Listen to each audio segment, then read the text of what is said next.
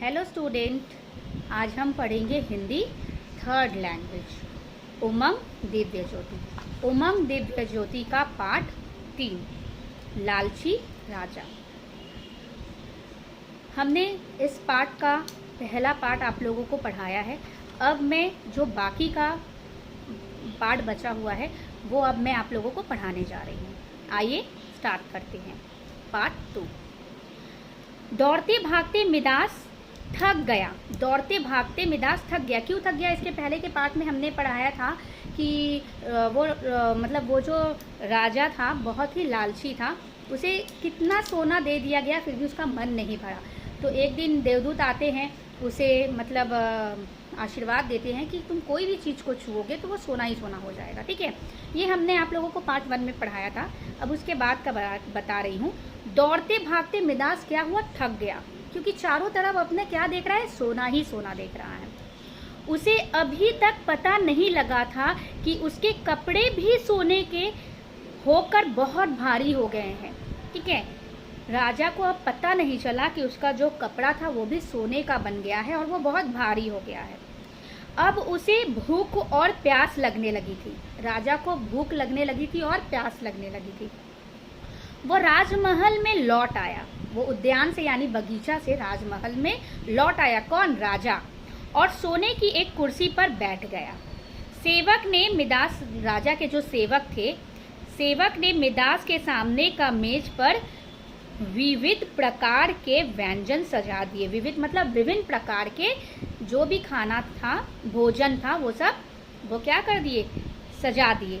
सोने के जग में पानी भी रख दिया, और वो जो जग था वो भी सोने का था और उसमें उनके सेवक ने उसमें पानी भी भर के रख दिया। लेकिन जैसे ही मिदास ने भोजन को हाथ लगाया, जैसे ही मिदास राजा भोजन को हाथ लगाते हैं, सब भोजन सोना बन गया। सारा भोजन क्या बन गया? सोना बन गया। उसने पानी पीना चाहा, लेकिन पानी भी राजा के हाथ का स्पर्श पाते ही सोने का बन गया। क्योंकि देवदूत ने कहा था कि तुम कोई भी चीज़, मतलब राजा ने ऐसे देवदूत से कहा था कि हम कोई भी चीज़ छुए, कोई भी चीज़ को स्पर्श करें तो वो सोना बन जाए। तो खाना पानी सब कुछ क्या बन गया? सोना बन गया। मिदास के सामने सोने की रोटियां, सोने के चावल, सोने की दाल, सोने की सब्जियां आदि रखी थी। एकदम सब कुछ सोना बन गया था, चावल दाल सब्जी सब कुछ। लेकिन वह भूखा था। राजा को भूख लगा था, बहुत प्यास भी लगा था। सोने की रोटियां उसकी भूख नहीं मिटा सकती थी।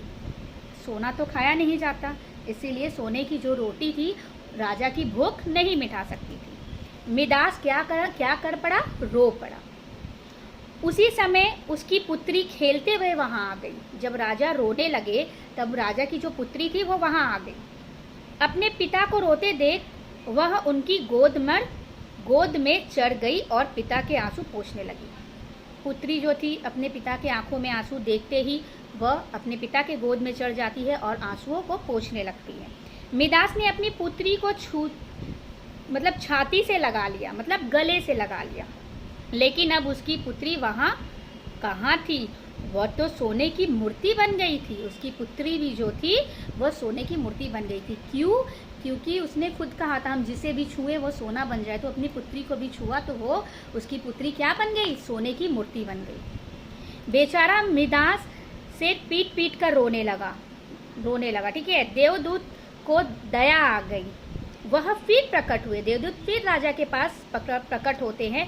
उसे देखते ही मिदास उसके पैरों पर गिर पड़ा। मिदास जो राजा थे वो देवदूत के पैरों पर गिर पड़ा और गिड़गिड़ा कर प्रार्थना करने लगा। प्रार्थना मतलब प्रे करने लगा। ठीक है, क्या प्रे करता है? आप अपना वरदान वापस ले लीजिए।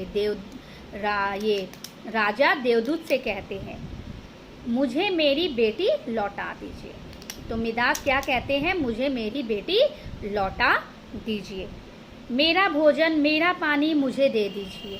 देवदूत ने पूछा, अब तुम्हें सोना नहीं चाहिए? देवदूत ने राजा से पूछा, अब तुम्हें सोना नहीं चाहिए? अब तुम्हें समझ में आया कि एक गिलास पानी मूल्यवान हो या सोना? मूल्यवान का अर्थ होता है कीमती।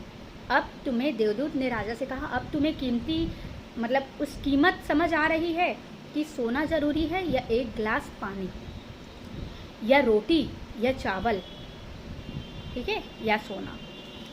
मिदास ने हाथ जोड़कर कहा, नहीं नहीं मुझे सोना नहीं चाहिए। मिदास ने हाथ जोड़कर देवदूत से कहा, मुझे सोना नहीं चाहिए। मेरी समझ में आ गया है, सोना के बिना मनुष्य का कोई काम नहीं अटकता, लेकिन पानी, रोटी, दाल और चावल के बिना मनुष्य का काम नहीं चल सकता। मुझे क्षमा कर दीजिए, यानी मुझे माफ़ कर दीजिए। राजा ने देवदूत से ऐसा कहा। अब मैं सोने का लालच नहीं करूँगा। राजा ने देवदूत से कहा कि अब वो सोने का लालच नहीं करेगा। देवदूत ने एक कटोरे में जल दिया और कहा, इसे सब पर छिड़क दो। देवदूत ने एक कटोरे में जल देते हैं और राजा से कहते हैं कि इस जल को सब पर छिड़क दो। मिदास ने वह जल अपनी पुत्री पर, मेज पर, कुर्सी पर, भोजन पर, पानी पर और उद्यान के पेड़ पौधे पर छिड़क दिया। उद्यान का अर्थ हम आप लोगों को बताए थे, बगीचा यानी गार्डन। सभी पदार्थ जैसे पहले थे वैसे ही हो गए। राजा खुशी से नाचने लगा। इसलिए कहते हैं हमें लालच नहीं करनी चाहिए, लालच करना बुरी भला होता है। Okay student, thank you. इस चैप्टर का अभ्यास जो भी है हम आपको नेक्स्ट वीडियो में अपलोड कर देंगे। Okay student, bye bye.